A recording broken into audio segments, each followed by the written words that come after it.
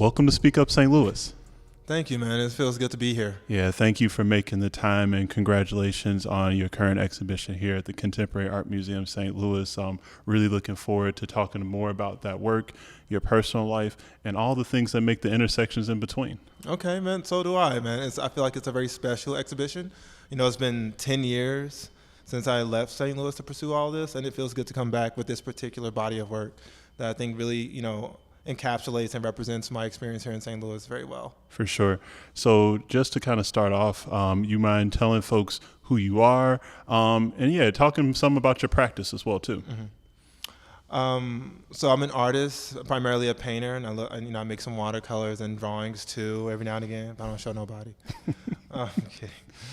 But yeah, I'm also a St. Louis native. I was born and raised here. I had a wonderful mother here, and I have a deep investment in literature and ideas and poetry, both from contemporary writers like Tracy K. Smith to past writers like Walt Whitman or Wallace Stevens. And I am just very much invested in, wonder and the pursuit of just kind of like all realms of creativity and like what those things and possibilities are within that space. For sure. Hearing you speak earlier today, one of the things that really stood out to me is that you were talking about how your work is your personal experience, and in a way, kind of the way you were talking about it is this personal experience that you're sharing that is now making it a communal experience. Mm-hmm. So can you talk about like some of the larger body of work? Where does it come from? And what do you want people to take away or even just experience when they're seeing your work here? Mm-hmm. So for the longest time, I had a deep investment, and I continue to have a deep investment in the literary genre called magical realism. And when I set out to, make a body of work, I initially was invested in the relationship between magical realism, surrealism, and blackness and the black experience. And thinking about those as a way to have a larger discourse about the internal or inner life of the black subject. Mm-hmm. Meaning that if you were to paint the black subject engaging with a book, you don't see many representations of that across any media of thinking about the black subject as an intellectual, being, or an individual invested in academic or intellectual activities like reading or writing. And that's indicative of our history, right, in this country, because, slaves weren't allowed to read or learn whatsoever. But I started thinking about this in relationship to like great black thinkers like James Baldwin or Zora Neale Hurston, and thinking about how they thought about the black experience as being a kind of surreality as well. And this interest between, the black experience and surrealism was really important with me with the earlier work. And coming home, I think there was always this temptation that would be something that I would bring to St. Louis in particular, this kind of investment, because St. Louis for me was a very surreal place, and it continues to be that. But when I thought about like how I would commemorate this kind of journey I've had, it wasn't enough for me to remain comfortable in that realm of magical realism and the intersections of black life as it pertains to like my overall narrative and as it relates to St. Louis in particular. And so I wanted to make an exhibition that I felt not only commemorated my experience and the love I have for St. Louis as my birth home, mm-hmm. but also the spaces that are housed in St. Louis in particular. And as you were saying, those spaces are shared within community, whether it be a library or a basketball court, an art museum, or a classroom, or even a playground. There are spaces in our social development that are also quite wondrous, and they're essential and consequential, you know what I mean? And so there is a kind of magical or surreal nature also shared within those spaces because they ignite a life inside of the subject, mm-hmm. that kind of inner life, or what, Mary Oliver describes as that wild and silky part of yourself, right. Like that internal life or that internal investment in yourself, your passions or your creative passions, that is perhaps a bit quieter the older you get, but perhaps was a bit louder when you were a child, when you did engage within the spaces presented in this exhibition. And so I really thought about this work in this show as really, championing the kind of like magical nature of those environments and the impact they can have on, really the soul of the subject. But its impact on all of us, whether it be, beneficial and positive things, Right. or, complicated things, such as being in a classroom and feeling like you have your life policed, but recognizing that when you engage with a painting that is a representation of that space, that painting calls for you to acknowledge it as such. I am a painting. I am an image that, is representative of something that you participated with, but I am also myself. Thus, it becomes a vehicle for you to project or reconsider your relationship to that space through the engagement of that image. And so that, for me, with all of these works in this exhibition, has been really important as something to tackle and to present to my community. Right. And thank you for sharing that, because I think a lot of what you're saying also aligns to what we talk about a lot within the podcast as well, too. Really, like you even said it earlier today, it's a love letter to St. Louis. And that's a lot of how we talk about this work, too, of like, how do we begin to shift the narrative and perception of how maybe others within St. Louis or outside of St. Louis view it, and really begin to tell an authentic story, whether it being from a personal or from a communal experience. And so a lot of those things are in alignment. So to even get it even more into the work, especially when you look at Birthplace and Palace, especially with those being more so educational institutions. I know that your background also, you talk about the Milwaukee School of Art. Yeah, the Milwaukee Institute of Art and Design. Yeah. Yeah, but prior to that as well, too, when we see, especially for folks that, might see yourself or other, people that are, succeeding in life, not understanding that, before you even got to that place, there was another level before you could even take that next step. Yeah. So can you talk about, your journey and your experience and the impact that the St. Louis Community College also had on your art practice as well, too?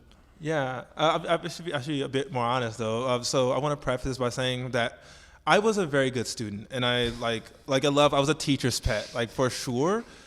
But that didn't mean that the things that I was invested in, whether it be ideas and these kind of like non-tangible things, right? Like, I was very aware that there was no way that I was going to land a very secure job. I felt like I was very bright, like I had a very good mind. I was like, I'm not very capable, like I very much exist in these things. I was like, well, there's no future for me out there. So I originally just thought I would graduate from high school and probably pull a Franz Kafka. And I was just going to probably work a job, and I wanted to write stories. I wanted to be a graphic novelist and like write comic books and write novels. And I was going to just do it on my own with like no expectation that I was going to be rewarded for it, because it's not what I was raised to believe as an artist. There's just not like the narrative Black parents tell their children, like, go risk it all out here in the neighborhood and, see if it works. But, my partner at the time, she told me if I didn't go to college, she was going to break up with me. So she got me an application to Florissant Valley Community College. She filled it out, put it in. She was like, we're never having this conversation again. So I was like, okay, cool. So I went to Flo Valley, and I fell in love with it. Like, that's where I fell in love with, the arts and humanities building on that campus, because when I walked in, I saw like an entire community and creative pond filled with other artists that were like equally as impassioned about the world of creativity that I was, and it felt like I finally found my arena. And when I got there, I learned about an artist named Aaron Fowler who went to that same community college but ended up going to Yale University. Now, I remember being so puzzled, because I'm like no one ever thinks about Yale University as the place you go to make paintings or be an artist. At least like not for me. Like, I wasn't indoctrinated within the academic pond in that way to know those things. And so once I found out like that's what he did, and if you wanted to like pursue a life in the arts, like you should shoot for the stars and go for Yale. So I was like, all right, I'm going to do that. And so that's what I did. And Flo Valley to me has still been a pinnacle, both in my life and both in, my community. We still all go to Flo. Aaron still goes to Flo. We still revisit the campus as often as we can. And we maintain relationships with those professors there. And I will say the relationships I have with the professors there are perhaps some of my strongest ones out of any aspect of my academic education. Like, those same professors were at my Yale graduation because they understood the investment that those children that they were teaching had within that community. Right. So real quick, shout out to Flo Valley as being an anchor institution in the North St. Louis County area, because, when we're talking about these stories like yourself and Aaron, like, those are the stories that folks need to see, that you can go to community college and still have an impact in the profession, in the spaces and places that you want to. Yeah. And so thank you for sharing that, because that's what I wanted people to see, is just that light of like, you don't have to necessarily start at Yale to get there. No, not at all. It's also good because it gives you a way to like also develop at your own pace. You know what I mean? Like, I I fucked up a lot before I got to Yale. Now, I continue to fuck up. But it was interesting in the sense that, like, I was so happy that I was able to fail, like, earlier, and I was able to fail with people who were willing to catch me. Now, when you go out to the East Coast, or if you go out to, like, a space, like an Ivy League institution like Yale, there's not a lot of hand-holding. There's very little support if you were to fall, like, you know what I mean, from, like, your professors. And what was incredible about the classrooms and the space that I encountered here in St. Louis is, like, all of those teachers, and that's not to say that the teachers aren't as invested in you at the graduate level. It's just like there are so many different students, right? And you are seen as a working professional. Whereas at Flow Valley, it was more of a mentorship. You know, you worked with those teachers as, like, someone who was also figuring out issues as an artist. And I remember my teachers being very open about their failures as artists, or, like, what their concerns were. And that for me was very, like, humanizing. You know what I mean? You recognize there was a process, and these were artists who were actively engaging with it the same way you were, you know? And that for me was very, very important. For sure. One other thing to talk about too, especially when I think about the work of Palace, you had said it earlier when you were talking about this idea of where past and present can occupy. And I'm curious on what your thoughts around when you said that. How does that the context even around when we think about St. Louis? So when we're thinking about a place that has a lot of different histories, a lot of different people, it's definitely a melting pot of cultures as well too. When you say that, how does that, I guess, how do you connect that to, I guess, your understanding of St. Louis as well too, you know, having been away from 10 years, but very much still rooted here in the community, understanding the history of this space, and also the spaces and places that you are also, you know, being a part of, viewing, or even transitioning through? Yeah, that's a great question. So for me, like, yeah, Palace, for me, well, the library in particular, to me, is like a literary palace. I really do see it as a place that requires our respect and our adoration, period. Because it is a home for, like, both, you know, voices past and present, you know, universally occupy, and you go there to engage with them. And for me, as it pertains to St. Louis, it was really magical because, you know, some of the earliest interactions I had with the library were in, you know, very complicated environments, you know, in which, you know, there was low economic standing, and so a lot of the people within that community would go to the libraries to, like, find ways to have access to resources, like using the internet to apply for jobs, or to, you know, study up on something they may be unfamiliar with in order to get in this one course or to get in this class, or maybe they want to, you know, improve their financial standing. And so while I was in the library mostly as a child, and I engaged with, you know, all the things that a child would engage with, you know, like comic books and manga and, you know, short stories and things like that, I was also able to witness the kind of attention that, you know, the people who were in the library with me at the same time had. Like, you know, when you're a kid, you're looking at adults and you're like, man, damn, like, they're really preoccupied with that book, and they're really ensnared with that computer, or they're studying something really aggressively. And, you know, like, that for me was really important because I saw that the library was a space where ideas could literally occupy and they could be transferred, you know, from, like, your mind to the paper, or your mind to a book, or from a book to you. You know, and it's incredible that those institutions can exist within a community that actually needs them, and they become, you know, these kind of creative incubators for the people within that community. The library that Palace is based on is actually the library that my sister would take me to on Natural Bridge, which is actually down the street from Fairground Park. You can probably walk there, like, it's probably 3 or 4 blocks away. And so that library was really incredible because when I walked in as a child, I remember looking up and seeing this gigantic skylight that we had. And I noticed that, like, it felt like the library didn't have a roof because it seemed like, you know, the skylight took up so much of our space in my vision that it looked like clouds were marching over the top of it, you know? And this is, like, a kind of, like, surreal encounter to have as a child within the context of the northern part of St. Louis. And so that's why magical realism to me is so important, because magical realism is oftentimes a tool for people who lived in underrepresented communities or impoverished communities or communities that have been, you know, colonized and subjugated to, you know, renegotiate the context of their circumstances. Right. Meaning that, like, the traditions and the histories that those people have follow them there. The African traditions follow those people there. Certain voodoo practices follow people to New Orleans, right? And these things happen, and they change the nature of that particular environment by virtue of those people living there. And so you recognize that surrealism flows through that street. And you can go into a space like a library and not just see it as a mausoleum, but it's an enchanted space that has all these possibilities. And it's in an environment that most people are afraid to, frequent or visit.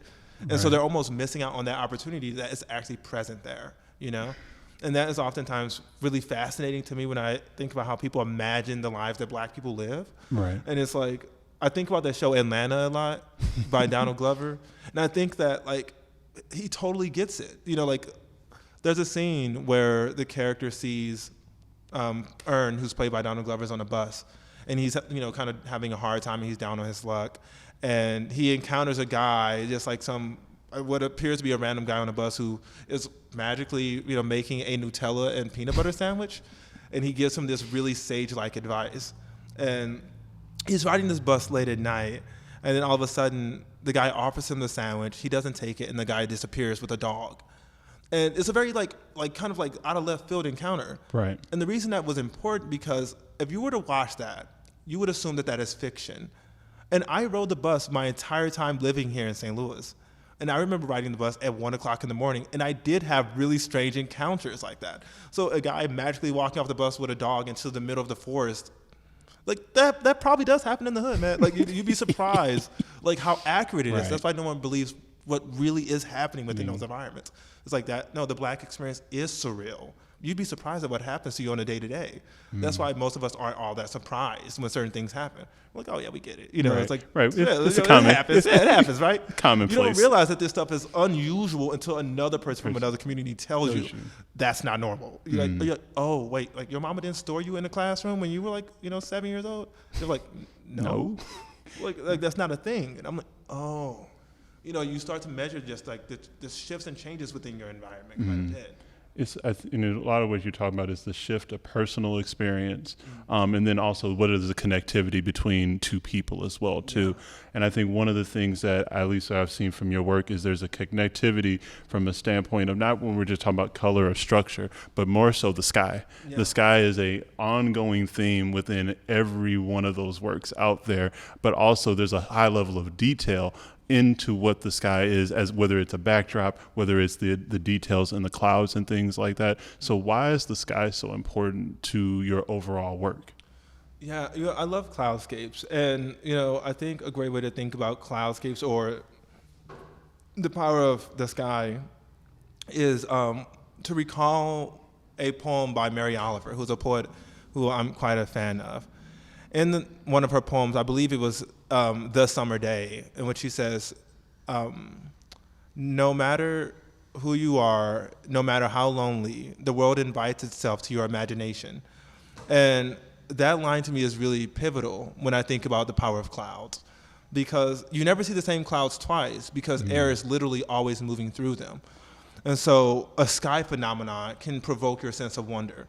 Right? If you're out on a given day and you just look up, it's like, what does God have in store for you today? What awaits for you when you look at those clouds? And it reminds you that you live in a space in which unfathomable things can occur to you all around you, right? As long as you pay attention.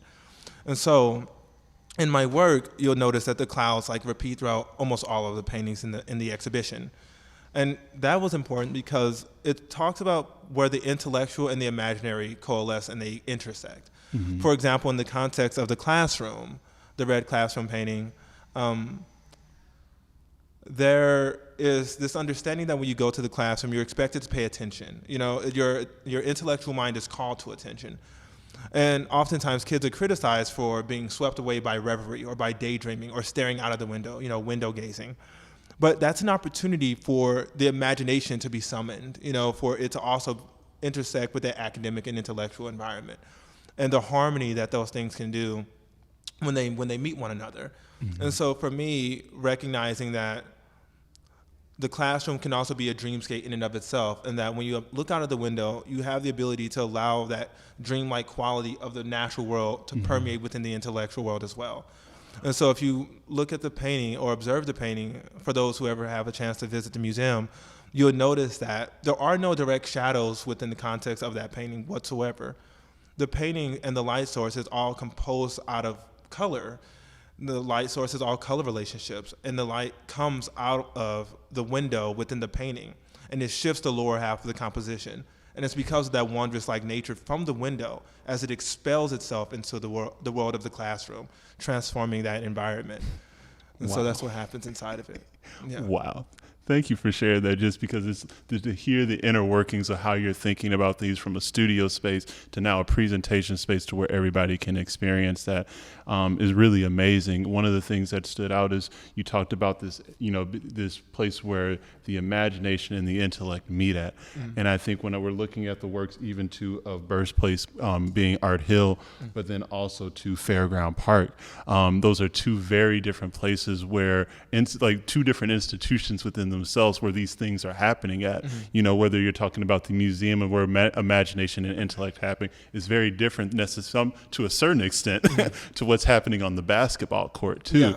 So could you maybe compare and contrast kind of like what those two different experiences were like for you in that sense of being at the art institution, but then in Forest Park, but then going over to Fairground Park and then being near in the park at the basketball courts. Yeah, it's interesting because so what I love about the idea of thinking about birthplace or sites of birth is recognizing that they're different for everybody. You know what I mean? Like the birthplace, the basketball court was not my birthplace whatsoever. It was a site that I remember since I was a child, just being so fascinated with observing.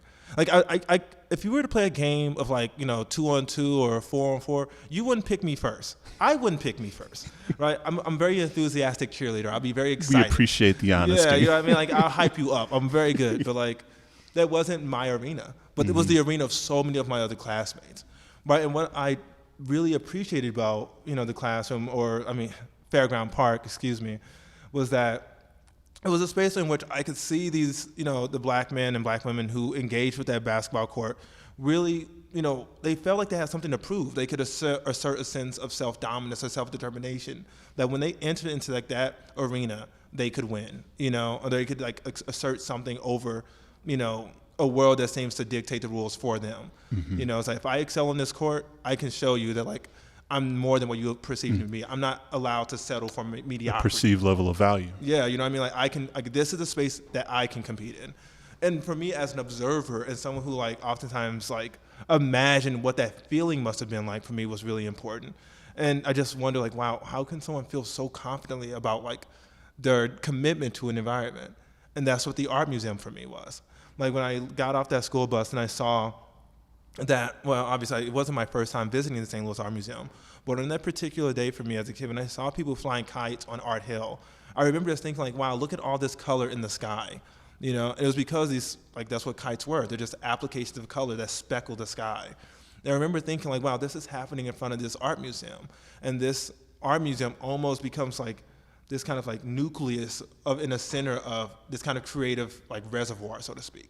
All this magical and wondrous activity is happening around it, but also inside of it, right? And so I felt that same sense of wonder provoked in me when I saw both those kites, the landscape of Art Hill and the St. Louis Art Museum, all happening at once.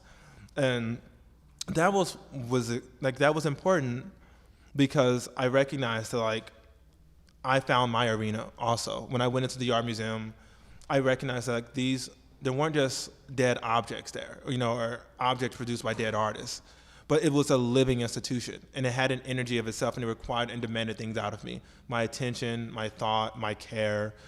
And I feel this is probably akin to what those athletes feel when they step onto the court, when they find that is their space, And that's why I think a lot of artists, I kind of champion or pursue this idea of being recognized or embraced by institutions, because we recognize the power that those institutions have, and our participation with them as enriching vehicles for the imagination, but also the larger discourse around the activity that you're engaging in, right? Because when you go to an institution like the museum, you don't know what kind of intellectual presentation is going to be presented to you, right? Whether it be what's currently up now with this the culture, the 50th anniversary of hip hop, that's happening at the St. Louis Art Museum, right? It's a good exhibition too. Yeah, that's a real thing.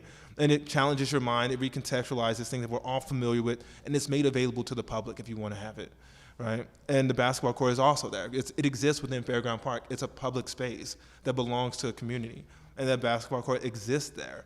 And it sends out an invitation that if you can excel here, I can take you somewhere, and that's what artwork, like that's what the world of art does for a lot of artists, Mm-hmm.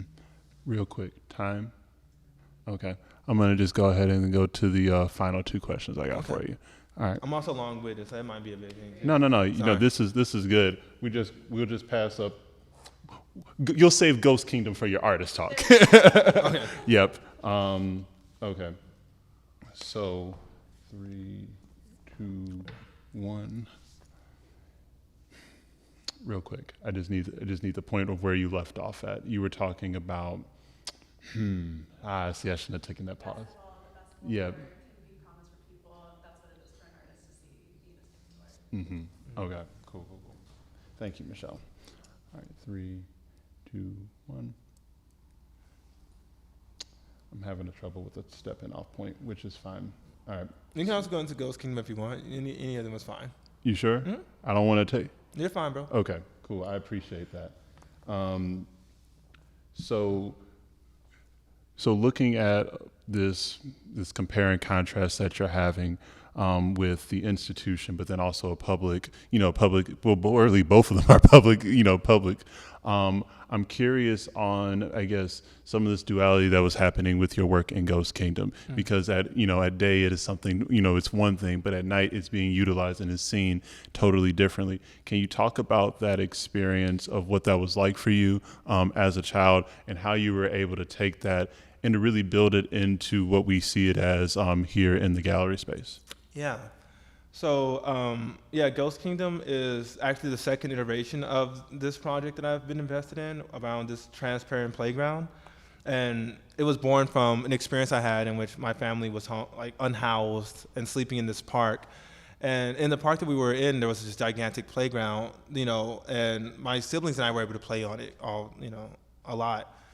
And it did have a transformative nature, because I realized, not many people see the playground at night, because it's a daytime object, because that's most of the time people are engaging with it. But the peaks of the playground and the silhouette that the playground produced became castle-like, and it became very wondrous to me. And I just never forgot feeling very lucky, honestly, as a kid, that wow, I get to play on this thing at 10 o'clock at night, And so in a way, it became a different type of shelter for me. Now, growing up and developing this kind of love and, investment in surrealism and magical realism, I always wanted to figure out how could I go back and, represent or tackle my relationship to that playground through the world of art in a more critical and more aesthetic manner, right? Mm-hmm. And so I became interested in this idea of the surreal object, because I wanted to make a sculpture that could be literally transformative and instill that sense of wonder that I experienced as a child. And so the way to do that was a bit of a caviar idea, with a McDonald's budget. But I was like, wow, it'd be great to build a 15 to 20 foot tall playground that's completely invisible, made out of transparent materials that can be interactable. So that way, when children interact with it, it'll look as though they're walking on the sky. And so in that way, that transformation actually happens with that sculpture in itself, where we recognize the playground as not just being a ubiquitous structure within a park setting that all children will engage with to kill a couple hours, but it also has a way to be it has a symbiotic relationship with the child's imagination, mm-hmm. And that the playground has a life, that when you engage with it, your imagination runs rampant. Children are totally encompassed by the world of play, they don't think about or make a distinction between reality and the game they're participating in when they're chasing you up and down those bridges, or going down the slide, or how they engage with it as an object worth climbing. Mm-hmm. I spent a lot of time on the top of a playground doing, Lord knows it's not safe to do that. I don't encourage anyone to do that, because you could fall off and hurt yourself. But recognize that I had the space to really explore the kind of imaginative boundaries that this structure provided for me. And so when I conceived of the idea of Ghost Kingdom, I was like, how can I bring that to a community of people? And how would I get them to, experience that wonder and recognize that it could be an attraction for children? Children could potentially flock there, and to also engage with the air. And so the sculpture presented in this exhibition is the second iteration, and hopefully, if all things go well, I continue to see it through third and fourth iterations as well, slowly building it to scale to the point where one day it could be interactive. And you can stumble across it as though it was a mirage, Right. or a mirage in the distance, and you'll see these children, walking across it on air. Right, like that Nutella sandwich from Yeah, ATL. you guys will. Tell us that. It's like, you think that's crazy. I'm like, it happens, man. Right. It's like, you would be surprised. Well, we appreciate you being back here at home in St. Louis and sharing your stories, not only with Cam, but also with the podcast as well, too, just because it's so great to hear folks that are going far and are doing things that they're passionate about, but then being able to come home and share it with folks so people can know that, yeah, I can do this. You can do this too. Absolutely, man. I think that's so important. I mean, that's what Aaron Fowler was to me in a lot of ways. It's like, you need that mirror to expand your mind for just what type of possibilities are accessible and available to you. Because if you don't know that those individuals are out there, that they exist, you are just alone. Mm. You don't need to be when you have an entire community that is like out there. You just haven't found your reservoir yet. Ooh. Like, you have to find that space, and then you grow, you learn, and then that's the pond that you thrive in, and it continues to like reward my life to this day, having found my pond and invested in it. And it has also made me love people more. Like, I love that I can engage with different minds who are equally invested in this pond that, these artists live in, that curators live in, and great thinkers and writers live in. And, there is an investment in that I think is extremely important to make sure that the internal lives that we all have maintain, maintain, period. Right. And, they can be enriched by our engagement with artists and engagement with people who are different from you and I, and just for me, like, I think that's extremely important. Right. Well, I'm glad that you found your reservoir, because it shows through the way that you talk about your work and who you are. And so thank you for that. And so as we wrap up, I have a final question for you. It's a 2-part question that we ask all of our guests. The first part is, what do you love most about St. Louis? And the second part is, what do you most want to see change?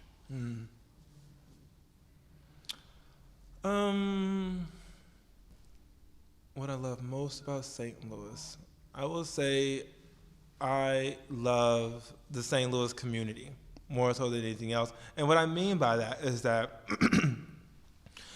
the community that I grew up in, and I'll speak for myself here, they're extremely warm.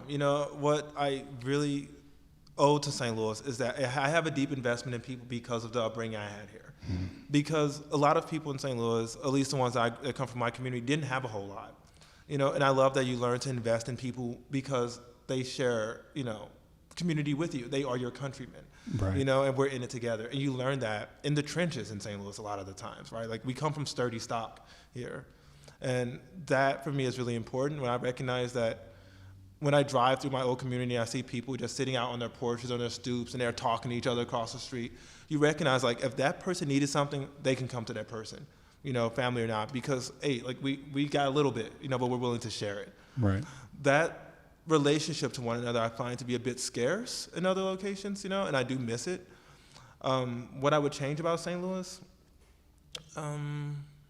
What would I change about St. Louis? I can't think of anything in particular. It feels like St. Louis is already changing. Like, even the library that I spent a lot of time in, during my time sleeping in a park, that's changed. That's been renovated.